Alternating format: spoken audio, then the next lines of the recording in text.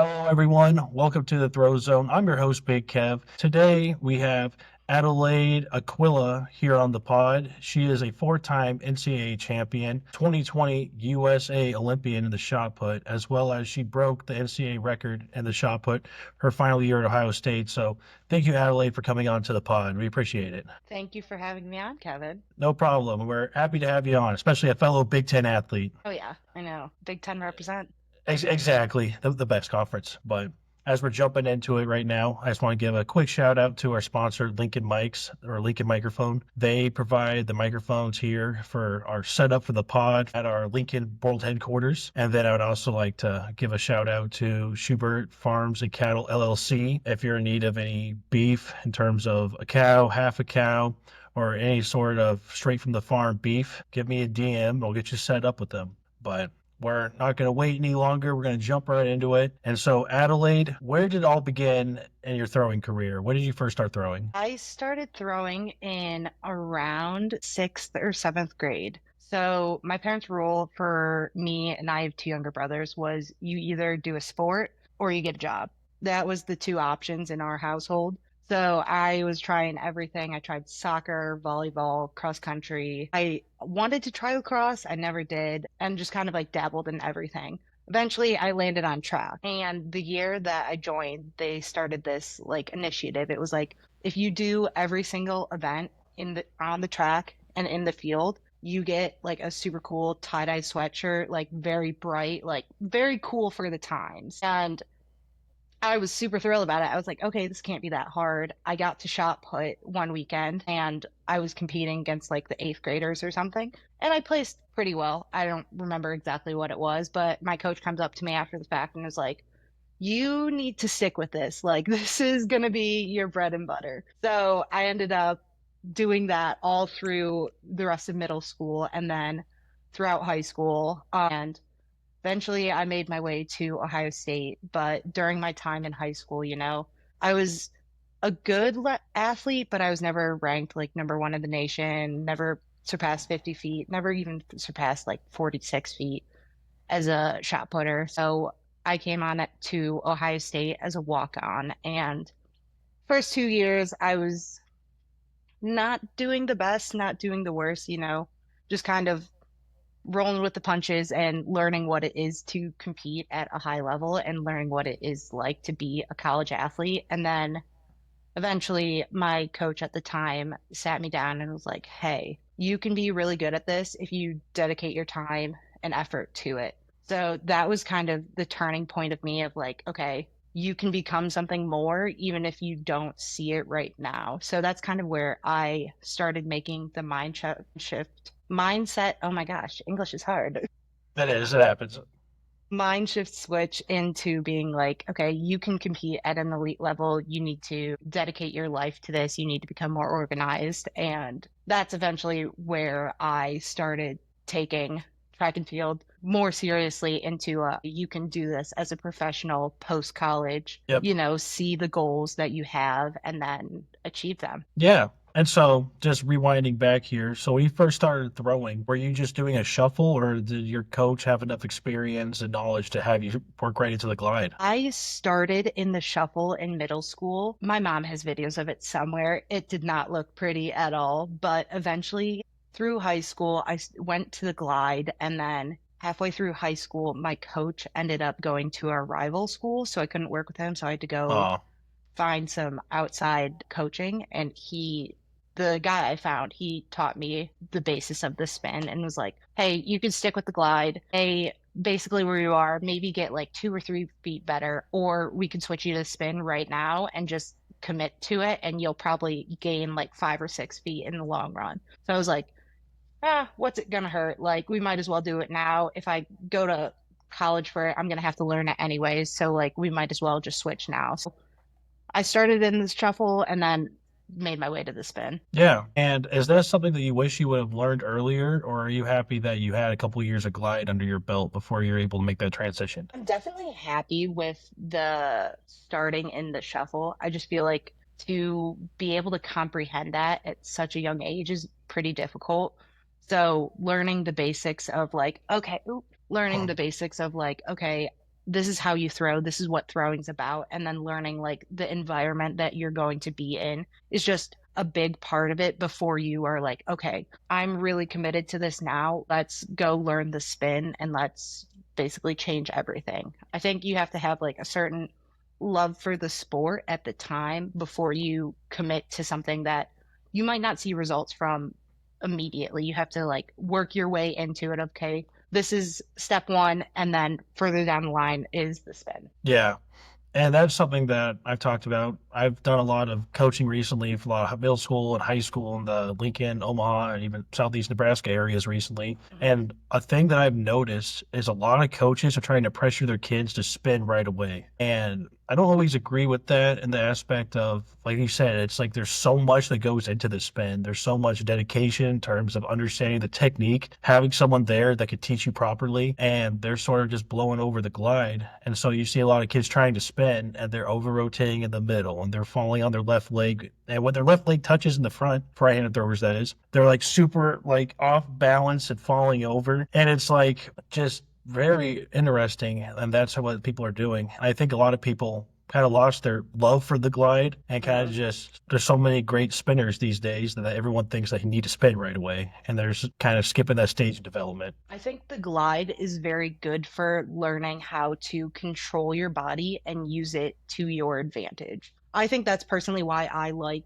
having the glide as like a stepping stone to the spin, because you learn, okay, if I'm pulling my head back in the front of the ring, I'm going to be open. Versus like if you go right into the spin, there's so many different variables that you have that you can't choose, okay, it was this reason why. It gives you a better connection between like what you're feeling in the throw and then how you can apply it, in my opinion, at least. Yeah, no, I have that same opinion. And then one thing I thought was really interesting over the last couple of years in Nebraska. So when I graduated in 2019, we had maybe two kids in our finals that spun. Everyone else glided. And then the past couple of years, almost every single kid that's made finals has spun. And now we're in this weird period to where our state leader, we have a guy who's a senior that threw just over 20 meters in the 12-pounder, and he's a glider. And now the glide is becoming popular again. Like a lot more kids are seeing this guy who's a really good athlete. He's going to go play football in college.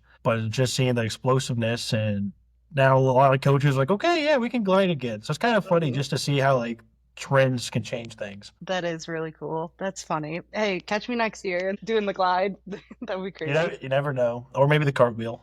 Yeah. Yeah. So I guess moving on to, you started throwing in high school, you had to switch coaches and that whole aspect of things. Was your goal to throw in college, or is throwing just something that you enjoyed and it got you out of having to go to work right away? It was a little bit of both. So I wasn't like a straight A student throughout high school, but I wasn't getting bad grades, you know, those A's and B's, just like a run of the road girl. And then I had some schools start reaching out to me, and that's kind of when I realized like, okay, you can do this at the next level. So that's when I started taking track a little bit more seriously, and that's when I started getting like offers to smaller D1 schools. So I got an offer from Miami of Ohio, James Madison, I believe Rice in Texas offered me as well, and then just like a bunch of like other Ohio schools and everything. But I always grew up watching Ohio State football. I mean, I'm from Ohio through and through. Once Ashley reached out to me, it was kind of like my, okay, this is like the next stepping stone for you to go and be at a school that you already love and be able to do something that you already love and compete in the sport with the aspects of friendship that you love, the competitiveness of it, and just like all the things accumulated into this decision where I was like, this is the next step for me. What year was that when that took place? I graduated high school in 2017. So my freshman year was 17, 18. It's right around that time period. And just for people who are interested, would you mind sharing what your PBs were around that time when you were really getting recruited in high school? I believe my shot put PR was right around like 44, 45 feet. And then my disc was at like 140, maybe 145. And I really vividly remember this moment from a high school track, like one of the very few that I remember. So I remember I threw my PR at regionals. So we do in Ohio, you do districts, regionals, and then states. So like you have two qualifiers and then like top two or three make it out of each one. So I was at regionals and it was me competing, this girl who committed to Cincinnati for soccer and track and field, and Right. then a girl who committed to Akron for track, and then a girl who, Maddie Pollard, who committed to Indiana for track. And that was my region. And it was obviously only the top two that made it. And I ended up throwing my PR of like 44:11 or whatever that mark was. And I remember like walking out and I got fourth place and I was like, dang, only top two qualified. And I called Ashley right after and I was like, hey, like, I just threw a PR. Like, I'm a little distraught right now because I didn't make states. Like, I'm sorry, please don't revoke my offer. I don't know how this works, like that type of stuff. And I was just like so upset about it. But I was like, oh, I mean, like, what can you do in that scenario? You threw the PR, like, not a Exactly. lot. Everything that could have been asked from you, you fulfilled that.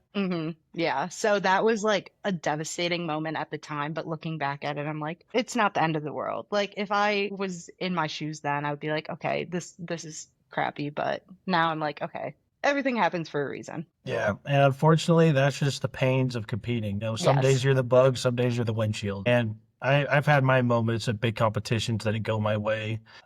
Part of me was really wanted to be upset and not like crash out and like start breaking stuff, but just like I knew I should feel upset.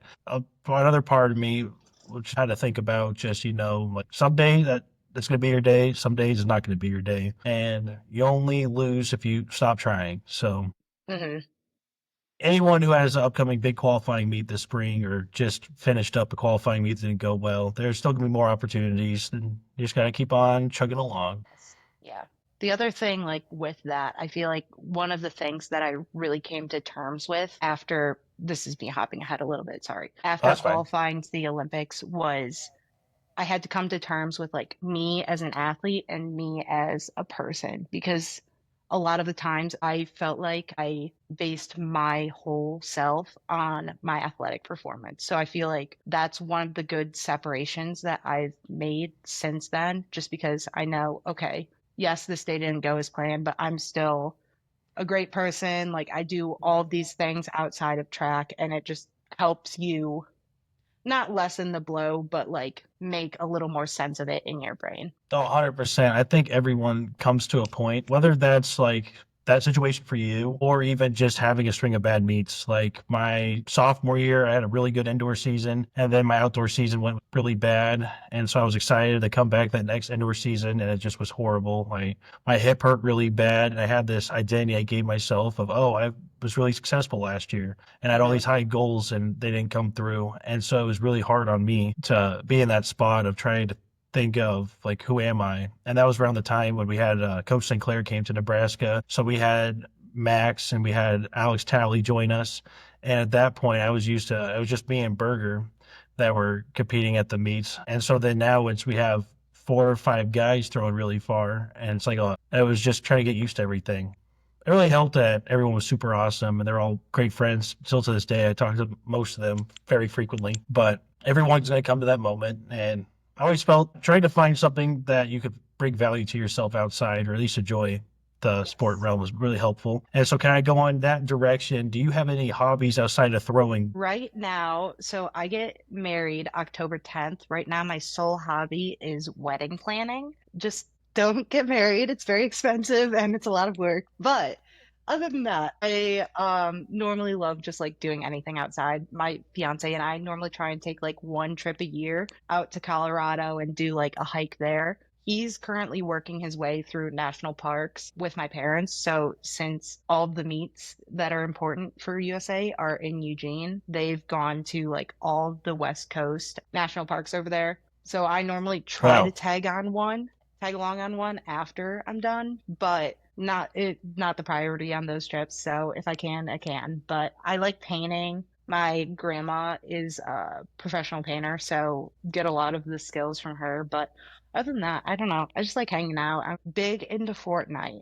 That's a good downtime hobby for me. Get the Normatec boots on and then just hop on a couple of games. So, Huh. No, I find that to be enjoying too. But topic of wedding planning, I feel your pain for some of the aspects. I just got engaged a couple months ago now in January. Congratulations. Yeah, we're not getting married until not fall this year, but the following fall. So we Hmm. have a lot of the essentials covered, but yeah, wedding planning is definitely a big commitment in terms of finding all the little details and that side of things. Hmm. Like 2 months I've been stuck on flowers, and I finally was just like, all right, we're done. Like ordered them, and it was like, okay, this is it. This is decision. I'm done. Yeah, now you can just enjoy it. Yes. Yeah, but with mentioning Fortnite, a lot of the people I've talked to, I know I spoke with Rudy. He's big into a couple other games too. Hmm. And I know P Train's really big into games. I don't think he plays Fortnite as much, but that's something cool. I think a lot of people, it's really fun to get away from something competitive, but then find a different way to be competitive. Yes, Uh, exactly. I think Rachel Richardson. Richardson, Yeah, I think she's played Fortnite, or at least she's told me she has before. dang, you need to have a pro throwers stream. I think a lot of people will, I think, enjoy that. I know a lot of people have been Peyton's posted some gaming content. People got a real kick out of that. Hmm. But something different about having something competitive, and it's good for the mind. I feel like those high stress situations are really applicable when you're competing too. When you get to a meet, and you have like two fouls and need to throw in, and the same feeling of, you're playing Fortnite and it's like you're in the final Everybody's down. circle. You're the Yeah. only one. And you're the only person left, and all your friends are just screaming at you for not saving them. The same sort of feeling. Yes, exactly. It's basically the same. Exactly. But that's nice. It's really nice to have some hobbies outside throwing. I always encourage people to go find something outside throwing. But moving along here, so when you started throwing in college, you said after your second year is when things started being taken more seriously. Yeah, so we normally do like a pretty difficult fall training. So we'll start off with like circuits and just different like body weight movements, weighted movements, and just like kind of build our capacity. And then we'll have like finishers at the end of them, like sled pushes, sled pulls, just those different exercises. And we'll start off with that. And then once the fall starts, we'll go into like super heavy base training, 10s, 12s, blah, blah, blah, like all of that stuff. 12s. I'm so sorry. I Yeah, it's only on squat, which is good, but it's still like by the last two of it, you're like, please get up. Yeah, I didn't mean to interrupt, but I kind of You're just had good. flashbacks of my own. The way we would do a lot of tens, and for Hmm. the tens, I always think about, okay, set of five, a set of three, a set of two, and then you're Hmm. done. And so that's all I for 12. That's another set of two. Yeah, yeah. It's normally only like it's like we haven't done 12s in a minute, but it's normally like 12, 12, 10, 10, 8, 8. So it's not as bad, but it's still brutal. Yeah, you're not gonna want to. You're definitely gonna want to get cozy on the couch, play some Fortnite afterwards. That's for Yes, sure. exactly. So, my sophomore year, when we started that base training, I started like really making jumps in the weight room. I didn't really lift in high school. So, for me to make the jumps, like my first year, I think I benched 135 like once in the beginning of the year. By the end of it, I was getting 185 for multiple reps. So I was Wow. like, okay, this is progressing well. And then my sophomore year, I finally hit 225 on bench. I was like, okay, this is really cool. What's next? And we started really progressing those numbers and just like extending what we needed to do. And it correlated into the throw. And so, me seeing myself make these weight room jumps, as well as making these distance jumps of like, oh, my 10-pound ball is now going further than my previous 4K PR. Like this is an indicator ball. Like we should be throwing the 4K further. And same with my 3K and all of those different aspects. We really saw a jump being made. And so I think at the end of my sophomore year, I qualified to nationals in Texas. And that was my first like real big NCAA meet. And I was like, this is the coolest thing ever. And I ended up getting 13th or something like that. And I remember sitting there at the end and I was like, this is really cool, but I want to do better. Like, I need to do better for myself because I know I'm better than this. And so the next year I come in and we're halfway through the year. Indoor nationals are coming up. I won my first indoor Big Tens, and that was like a great moment for me. I barely made the finals because I was like, crap, I'm ranked second going into this meet. And I just was like barely squeaking into the finals. And my coach looks at me and she's like, hey, you need to get your head out of your butt and For lack of a better term. figure I bet something that's out. exactly what she said. Yeah, probably pretty close. And Yeah. so the last three throws, it was like, okay, you are throwing the 3K ball on all of these and just going for the moon. And I hit on my last throw and ended up being able to win the meet with it and qualify myself to nationals. And then we get to nationals, and obviously COVID happens. So Yep. we I get was just there about to and ask if that was that same time. yep, get there, and then what, 2 days later, we all have to leave. And I just remember it was so devastating. I remember hearing like Stanford or Harvard or somebody didn't send their people to the meet. And I looked at Ashley after the meet. I was like, I wish I was the Stanford athlete that didn't come here, because I got my hopes up of like, okay, you're going to compete tomorrow and you have a chance to win a national title, versus like these people who I just got didn't get like, sent to yeah, the it's meet. like Yeah, ripping you're a like, Band-Aid off. yeah, you rip it off really fast or you rip it off really slow. And then I felt like that was the slow version for me. So Do you COVID remember where happens. you were when the Big Ten made their tweet about pulling all their athletes out? No, I don't remember that. Actually, we were at the track and we were like just finishing up practice. And I remember that all the coaches on Ohio State staff were like booking flights. And I was like, what is going on? And they all preemptively like booked their flights before NCAAs said that they were canceling the meet. So we all had flights out like that next day or that night. And so we just like booked it out of there. So we went to dinner, and that was like the last dinner. Yeah, And no, that's for real. and then went back to Ohio, and it was like, okay, that's a wrap. Everybody go home.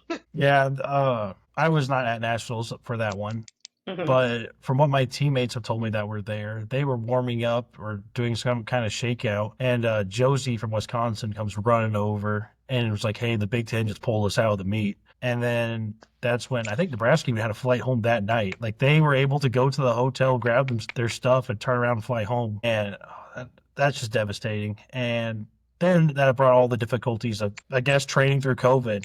So were you able to get a lot of training done, or what did that look like for you? It was sporadic for me. So Ohio State shut down classes pretty quickly. So I remember I was living on campus in like a house with a couple of my like non-track friends, and our landlord messages us at the beginning of COVID. He's like, "Hey, we need to do renovations in the house. Do you guys want to buy out of your lease?" I looked at all my roommates. I was like, "Hey, I think we should do this. Like, I feel like it's a good idea." And then like Ohio State 2 days later, something comes out and says like rest of the year's online, like just kind of figure it out. So I was like, okay, this is like I'm gonna go home. I'm gonna go live with my parents for this COVID. I don't know what's happening. And my mom's friends with some people who own a gym up in Cleveland. So they were like the gym owners were like, hey, we're gonna be closed for like who knows how long. We would rather somebody else get use out of this equipment than it just sit here and like rust So and they all of loaned that you some stuff. stuff? So they loaned me some stuff.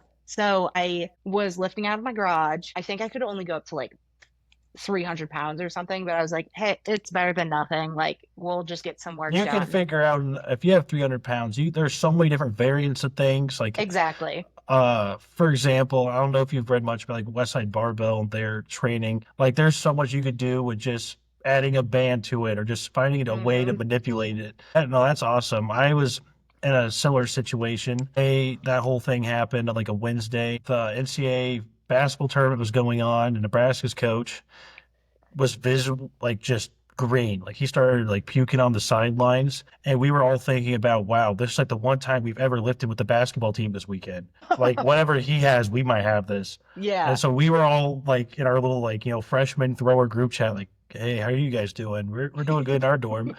And we got a little nervous. And it was Thursday. They made the announcement spring break's extended. They were going to be online. We still had class that Thursday, that Friday. And so Thursday was pretty normal. And Friday rolls around. That's where the announcements were made the night before. And it was really weird. And I saw a lot of the coaches in the strength conditioning area were like talking to each other. And you just know something was up. Yeah. And we were all on the same impression. Guys, this is awesome. Everyone's leaving campus. It's literally going to be just us. We're going to be able to do class in the morning online in our dorm and then just go to the weight room, go pick up our like meals at our training table and head home. Like, this would be awesome. And then they made the announcement that the athletic department will be shut down. And they were trying so hard. We actually turned Memorial Stadium into a drive-through for food for That's Nebraska. insane. So our big football stand, they had Yeah. all walkie-talkies, you had assigned time slots, and you were guided in by security to drive through the literal stadium. And you'd get to a window, and you'd open up the back door to your car, and they would give you lunch and dinner. That That's was a hot awesome. lunch and a refrigerated dinner. And we did that a couple times, but for safety reasons, they had to stop that. But Hmm. no, like it was just a crazy time, and we all got sent home. Yeah. That's that's so cool though. To drive through the stadium and just like, hey, yeah, I'm picking up my meal today. That'd be awesome. It makes a really funny snap memory because Oh no yeah. one, unless you were there during that time, you would understand. And so it's always like a really funny, like, why are you driving through the stadium? How's that happening? And that was just always a great little thing. And I was very fortunate. We had a gym in town, Hmm. and the rules in Omaha were you could only have 10 people in a building. So they had either the gym owner or his wife, they would switch off. And then you'd have 9 people, and he would give everyone 1 hour to lift. Except since I was an athlete, he knew I was training I had a bunch of stuff going on. He let me lift until the next, like, over an hour, and then the next person needed to pump me out. Hmm. So I was really fortunate that I had somewhere to lift and even a place with a ton of really great equipment. Yeah, that's really nice. My once that gym reopened, my dad, he this is very random and very niche. He is like a marine surveyor, so essentially he does like insurance for boats, but like the big freighters. So he knows like a ton of different like welding things. So he once that gym opened, he welded me like a squat rack and a bench rack, and it was just like the two poles had the squat bar, and it was literally just like set perfectly to my height, so only I can use it. And then the bench rack, I was like, all right, measure it. Okay, good, that's where the bar is going. And so that ended up being my next way of like continuing to lift and everything. So it was a fun memory, but it was cool to be like, okay, yeah, my dad made me this rack. That is awesome. And now, was it like two separate like pens where it's like you have a stand here and like a stand here at your height, kind of like that type of setup? Or are they connected? It was like the two stands, and then it had the bottom The connected, crossbar. and I think it had a top one as well. So it was just like a super like unstable rack, but I was like, it gets the job done. Like I can do movements from it. So that ended up becoming my setup as well as like the flooring from Tractor Supply Store. I think we went and got like just the amount for the rack, and I was like, okay, we're good. This will do for the next however many months. Yeah, because no one knew what was going to go on from there. And I always thought, besides all the horrible things that were going on, that was really a spot that throwers were able to be really innovative. And I guess other Hmm. sports too, but that's when you saw the most, like people throwing towels or just making plates out of concrete and Hmm. just all the different little ways people are able to find a way to train. Yeah. I think during like the summer of COVID, I didn't throw it all, but I know I for sure lifted. I was like, it's one or the other. Like I would rather get more weight on the bar if I can't throw because I didn't have a ring or anything anywhere. So I was like, oh, this will do for now. I mean, we're making progress in one direction, so it's better than going backwards. Yeah. And then coming out of COVID, when you got brought back to campus, were there just a million restrictions and other protocols that really got in the way of training? Yes. So we had very strict protocols. We could not spot each other. We all had our assigned rack. So it would be like one rack here, space rack, another person here. And we all just like had our own little area. We had to stay in it. Nobody could come over. We couldn't spot each other. And I remember at like one point, I go up to the head of the strength and conditioning coaches. I looked at her and I was like, hey, like very respectfully, was like, hey, I'm trying to make an Olympic team.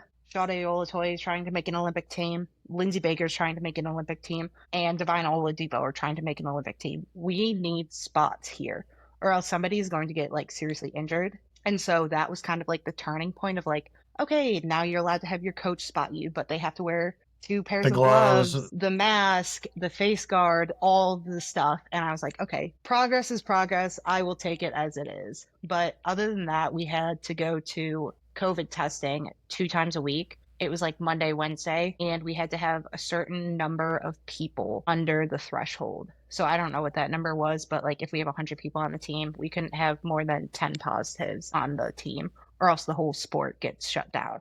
Yeah, so unfortunately, we actually were shut down at one point where we had to get tested for the school. We got tested. It was like a Monday, Wednesday deal, but I guess the athletic department, we tested twice for them and once for the school. So we were getting 3 tests a week. And the school one, I believe, was saliva. The athletic department was like the nose swabs, where you kind of like scratch your brain a few times and hand it back. But we had a similar policy, and right around September or so, we had some huge outbreak. We weren't even testing until probably late winter. So Mhm. we had, I think, like 20 positive cases of COVID. And this was 20 kids were sick enough that they had to like go to the doctor and got tested through them. And so we were suspended, and one of my roommates had COVID. And I was really fortunate that we had like a shed where we threw at, and we had 2 squat stands and a little bench. And so those who were healthy were able to lift, even though those of us who were just interacting with people with COVID, we had to sit out for 2 weeks. Mhm. And so we had a first floor apartment with a high ceiling. And so that's where Big Head Barbell was created. And we had like 400 pounds of weight and a couple of little foam pads. And we would take turns lifting in our living room. And there's a couple high schools with big fields not too far away. And so our Perfect. roommates that were runners, jumpers would go do stuff in the grass. I would just throw off the concrete or something like that. And that was just part of being innovative. And we even had to get like gym memberships and stuff like that a couple of different times because we were so limited in space. We, instead of having it separated, like you guys said that you had like your own racks, ours were divided by sport. They did not want any cross contamination of sports. Mm, And so our indoor track, we had like 4 racks and the like literal indoor track in the corner. And that was for the whole entire track team to use. that's insane. Yeah. And so we were given 1 hour, 3 days a week. And our coach had like a chemical sprayer backpack Oh with yeah, yeah, yeah. sanitizer, and they Hmm. had to wand it down every time you would leave. And they were the only person to spot you. They had all the masks, the face shields, and all that stuff too. But it got to the point, a lot of us throwers just got a gym membership for a gym right outside campus. They had strongman materials there too. So they were like it was one of those, you go to some gyms and you pick up a barbell, and if you load more than 3 plates on it, it's gonna just it's just Snap. gonna like, yeah, it's like a Hmm. gum, like a little like, like gummy worm where you go to pick Hmm. it up and it bows and each no, that's not it. Yeah. So well, it's really interesting hearing like what everyone was doing at that point because there's a whole lot of confusion and definitely innovation on the bright side coming out of that. Yeah, I was just about to say, I feel like during COVID, that was such a time of like innovation, like you said, like not only finding your way to lift, but I feel like so many people made technical changes during that time to propel themselves forward. I mean, I can speak for myself. I feel like I made such great strides in the back of the ring and like being able to use my left out of the corner and all of that type of stuff.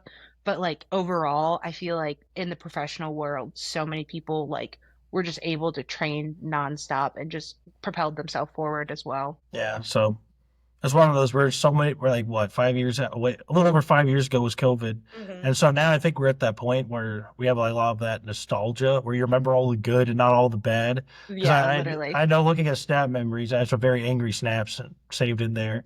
But then Hmm. I think about COVID. I'm like, oh my goodness, we did homework from 8 to noon. I threw from 12:30 to 2:30. I went to the gym, and one of my buddies lives on a lake, and we would just go float around on the lake afterwards and eat dinner, and Literally. then do Do it all whatever. again. Yeah. Yeah, and it was just the way things were, and no one remembers all the bad stuff. So Yeah. yeah, so by the time I guess the end of 2021, things were more normalized, and that's when you won nationals that year, if I remember correctly. Yes. So I won.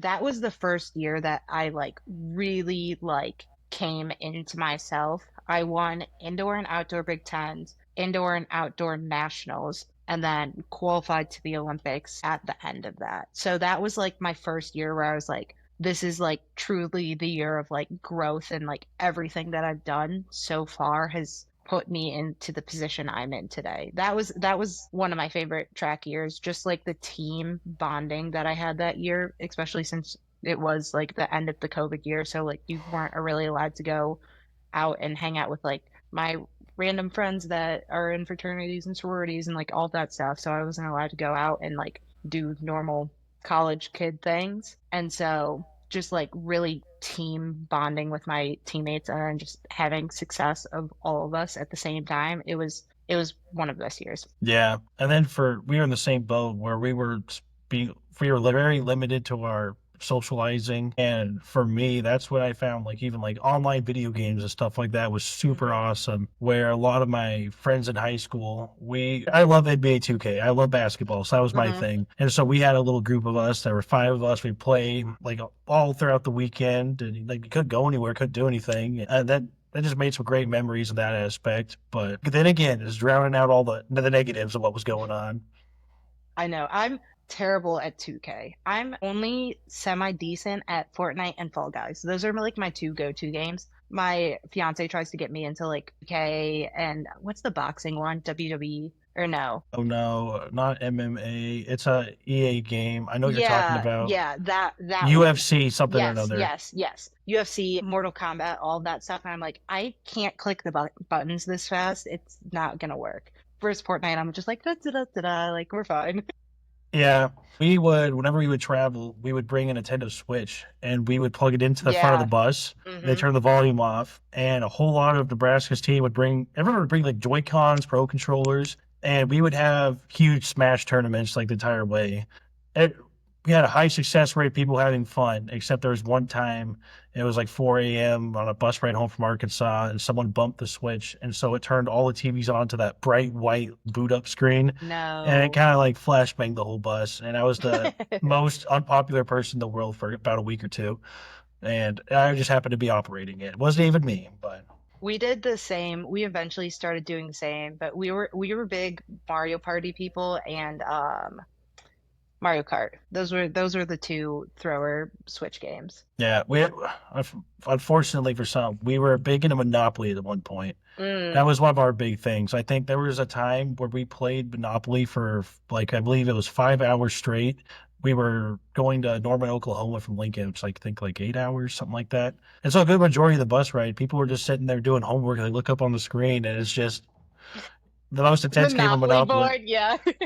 Yeah, That's so I kind of funny. feel bad for those guys, but that was just another fun way for team bonding. And kind of going on that topic of having a team and people to train with, how important was it that you had people to push you at practice and people that you're able to throw and lift with that are also on a high level? That is one of the, I feel like, most important things to me. I hate when people talk crap to me. I either will like yell at them or just like be like, okay, I will show you I'm better than that. So it's one of the two options. So that's one of the big things that I like thrive off of. And just seeing like everybody else do good with you, it feels so much better to be like, okay, not only am I doing well, but like the whole team is doing well and everybody's achieving their goals, as well as we are all pushing ourselves further and further and further towards our next goal. So I think that was just like one of the big things. Like in 2021, we had like three or four girls over 1750. So that was always so fun to like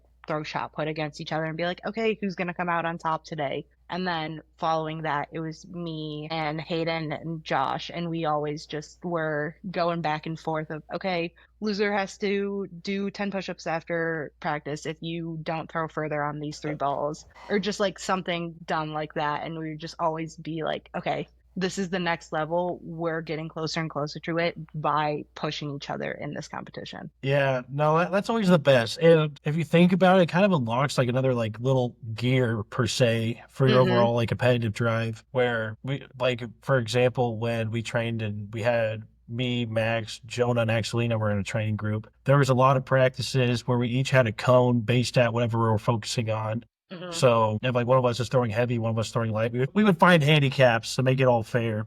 And Right. it was like, if whoever threw the least distance based on your handicap, of course, then you had to go do like a special course circuit with coach that was Mm-hmm. just going to be miserable. And you're going to have to do all sorts of like planks and all sorts of things. And everyone's going to point and laugh, and you're going to be stuck doing that.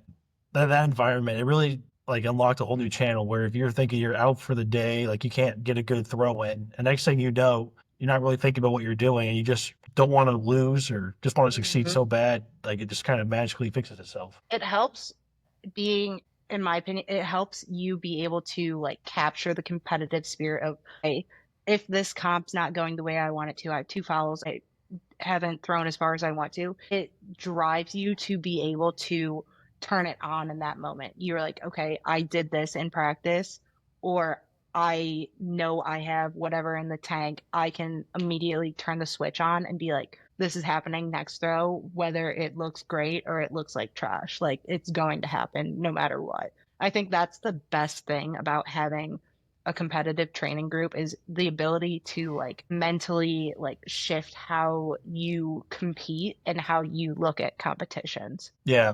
And for those listening, having a competitive group, that can even if you're at different abilities. So if you're someone that's throwing 55 feet in the shot and your training partner, let's say they throw like 40, 45 feet, you can still have the same competitions. Or maybe you have a cone at 52 feet and they have a cone at, like 30 feet, 38 feet, like 39 feet, something like that. And you're still able to push each other. Mm-hmm. And it's more about like the overall like meaning of what you're doing. Mm-hmm. And especially the weight room. That was where I found the biggest jumps. Yeah. There were so many times that Jonah and I would bench together, and he loves talking in our training. So Jonah, if you're watching this is coming out of love. But there would be days where I would do like where we get to like 405 on bench, Mm-hmm. and my PR at the time like 435, and I would get like a set of two in, and it's like pretty hard to where you don't know if maybe 3 reps, maybe 4 reps, but Yeah, it yeah. definitely did not look pretty. And then he's like, "Oh yeah, that was so easy." And then it's like one of those like, "Okay, shut up. That was really hard for me." Yeah. And there were days like that too that we had in the fall. We didn't have 12s, we had 10s, and we were doing some front squat waves. And I had really bad. My allergies always catch me once in the fall, once in the spring, and I was one of those nose super stuffed up. I felt weak and sleep good, and so I thought, okay, today's gonna be a lighter day on squats. I'm still gonna get the reps in, but this is my intensity I can do. And then I can't remember exactly what he said, but it really made me frustrated. And I had some leftover smelling salts in my bag from a while back. And so I remember just taking those. I ended up having like a PR on front squats, and it was for reps too. And it Yeah. was just stuff like 20 minutes before that. I thought I was just, on death's doorstep trying to make it through practice. And it just took someone to find a way to push your buttons just right to get you where you're Mm-hmm. exceeding your expectations. Yeah, it's always the strangest things because it's that coming in and seeing all of the older groups as do that as a freshman, you're like, what is going on? But then once you get to that point of like, I want to be them, I want to be doing the weight as them, I want to push myself and become this person in the weight room, on the field, or whatever, it just becomes so rewarding because then you see it pass down to the next generation of like, freshman throwers who are coming in and have no idea what's going on, deer in headlights. I think that's a very rewarding feeling of having that competitive group and like close knit group, honestly. And then it helps the next group and the next group, and it's all part of that good Hmm. culture that a lot of people are trying to have in their facilities and their programs. Hmm. Exactly. Yeah. And so for your journey, what was it like making it to the Olympics, I guess during a global pandemic, but just in general of the couple of years before that, you were just at that point of, okay, I need to start taking this seriously. And then now you just turn around. I believe you broke the NCAA record in 2021 outdoor, correct? Was that at Nationals? Or was that 22? 2022, 2022, 2021 through like 1912. Yeah, 1912 at Big Tens. And it was at Illinois that year. And then at that point, I was like, okay, I write out all of my goals at the beginning of the year. So, like, what I want to hit: bench, squat, deadlift, snatch, clean. Those weight room goals. And then I'll write out my throwing goals of like the main balls I like throwing: 10 pound, 4, 3, and then 12 are like the main Yep. ones. So I'll write out the goals for those, and then I have a spreadsheet of everything else that I've previously thrown. So I'm like, okay, these are the numbers I want to hit. And by the time I got to that Big Ten meet, I said I wanted to make the Olympic trials. And I was like, okay, this for sure qualified me to it. Like, I am ready. And that's when I had the mindset shift of like, okay, you have now qualified to the Olympic trials. Let's try and make the team. You have no pressure going into it. you're a collegiate athlete. The odds that you make it are so low. So just have fun. This is your first time ever competing against any of these professional girls. Like they've been doing this for so long. Like you can have fun at this meet, throw far, get the experience, use it next year.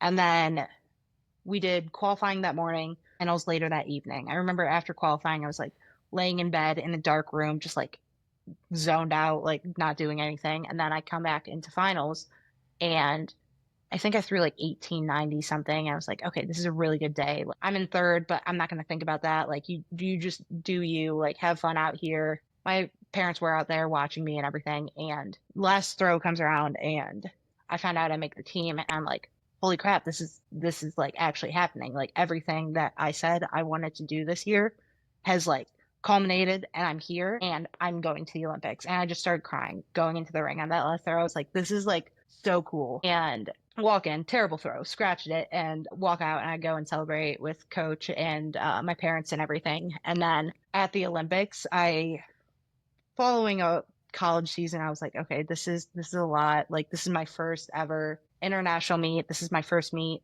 that I've ever competed in at a high level. And I walk out for prelims and I'm walking behind Valerie Adams and I'm just like looking up at her. I'm like, this is terrifying. And I did not do well at that meet, but overall it was so cool. And it was just so cool to see all of my goals and like everything that I had done that year culminate into that moment and be able to say like, hey, I made the Olympics. Yes, it did not go how I wanted it to, but I made the Olympics. This is a big accomplishment. 0.02% of people in the world will ever make the Olympics and say that they can do this. So like the fact that I did it is just it's a testament to my work ethic and everything that I did. Exactly. And that's something that I've also really admired about your story is the fact of you weren't the most sought after recruit in the country. It wasn't like you threw, 60 feet as a high schooler, made it to Ohio State, and turned around and won national championships. And I can't remember if it was a thing at you posted or Ashley posted years ago. And it talked about like you started off as a walk on and you were throwing just a little bit over 40 feet and Hmm. just how much. And it's really similar to Peyton Arndahl's story of his progression and training. And I think that's some of like the best stories where a lot of kids, well, I've heard from a lot, but one in particular that I've been coaching, he had a great start to his season and then he saw on Instagram right away and was like, oh, there's a freshman that just threw 60 feet. That's way farther than I throw. Why do I like where do what do I do? Like that kid's way better than me. Hmm. And I've just told him from my experience, my understanding is okay, well, go catch him. Hmm. He's probably going to slow down or something's going to happen in terms of maybe they're not super interested in throwing and they're going to plateau. And you have all this time to really progress. So maybe your goal is not to beat him like, Friday in a meet, but maybe that meet is going to, maybe that's in 3 years. You're going to switch to the college ball and that's where you're going to be able to have whatever edge on him to beat him. And it's just all about kind of just having a goals and really just working hard and not really seeing what everyone else is doing, but focusing on what you're doing. Right. Yeah. I feel like in throwing specifically, comparison is like the thief of joy. So you can find so much joy in doing something perfectly correct in your form at practice, and then you go online and you see, oh, this person just squatted 500 pounds. Why didn't I do that? And I personally try to stay off of social media when I'm in season as much as possible. Like I'll do my little checkup. Okay, yeah, everybody's doing well, like great. But like if you spend so much time comparing yourself to others, you're not going to be able to find joy in what you do and the little goals that you set for yourself each day during practice. So I think that's one of the biggest things that like closing out my time at Ohio State and like becoming a professional athlete, I've had to learn like you have to take the little wins as they come and just roll with the punches essentially. Yeah. And that's even comparing yourself to yourself, Mhm. where a lot of times, especially my experience of recording your own videos of your throws, and I am the biggest like hypocrite of I record everything. I had like almost 100 gigabytes of shot put related film of myself on my little cloud thing at one point I had to Mhm. clean out. And you have a good throw, and if you're focusing on something technical, and if you do that thing, you come out accomplished of that throw. Maybe it didn't go super far or well, but Mhm. then you see that video, and it's like, oh, I did this wrong, and then all of a sudden that feeling of like joy just turns into the, man, I suck. Like, this is not Yeah. for me. Mm. And so I think that's another thing people struggle with that need to go with. And that's another a thing I've done with my throwers recently that Coach Sinclair did with me is you have that ballpark of like you need this many full throws or whatever. But once you hit a good one, then sometimes it's okay just to be done there. Yeah. Because if you have a really good throw and if you're like, let's say you throw like 50 feet in the shot and that's a good throw for you, you're going to be so excited. And then immediately it's okay. This one's going 52 because that was 50. Yep. And then next thing you know, it's 49 feet. And like, that's 3 feet away from my goal. I'm terrible. Yep. And And then then you just keep going, going, and going. the next thing you know, you're just throwing your arm out and Literally. uh, just a whole aspect of things. And I think Throwbacks even posted something about that the other day, talking about when you accomplish a goal, you can't just like throw some crazy goal on top of that right away. Where if you break that 50-foot barrier, you can't just say, okay, now it's 55. It's okay. Now I need to hit that goal multiple times or just a tiny bit further than that. And unfortunately, in throwing, you don't just magically level up. Like as soon as, like I'm pretty sure, and in your experience, I bet when you threw 19 meters, you probably wanted to think like, okay, I'm 19-meter throw every single time. And then Yep. next thing you know, if you throw, 1899, you can't just be mad about that. Hmm. Yeah, yeah. That's one of the things Ashley does very well is like she has you set a very like not lofty goal for yourself, but like a very like I'm gonna do this by the end of the year goal. If it happens, it happens. If it doesn't, it doesn't. But like she makes sure that you get the checks and balances of okay, we progressed to this part of the goal. We built a base here. Now let's continue to build the foundation and drive up towards that goal rather than just doing like one linear line and then have the wind blow and you tumble back to the start. Exactly. And there's so many variables. Even like even I bet this year with your injury, I bet if you looked at it one way, if I need to throw X amount of feet and that's your goal, and then next you have like an injury to deal with or whatever like issue someone might have to interrupt their season, you can't just say like, oh, this year's a complete failure. You Hmm. got to be able to make those pivots and find, okay, these are the things I can work on and make me better. Exactly. Yeah. And so I guess even talking about that with your experience of fighting through injuries, how have you been able to have like a positive mindset through that? It's been tough. Dealt with ankle injuries quite frequently. Like 2022, I sprained my ankle right before NCAAs. And then these past like 2 years, I've dealt with ankle injuries. I think in January, I came to like a culmination point of I sprained my ankle again. I've been doing all of my rehab and everything. Something's wrong. We need to get this like looked at before I can Yeah. proceed. So I went and got an MRI and they found out I like chipped off a piece of cartilage on my inner Oh, ankle. So they had to like go in, replace it and everything. And I think the thing that's like helping me the most is knowing that I wasn't like mistaking like pain in myself. I it was all justified. Like there was something structurally wrong in my ankle. Like I know that to throw further, I need to get this fixed. So I think that's the thing that's really helping me like progress through my rehab and all of this stuff because I know once I come out, no matter what, I'm going to be stronger in this ankle than I was prior. My legs might not be as strong. I might not be as strong in my arms, but I know specifically this part of my body is going to be better.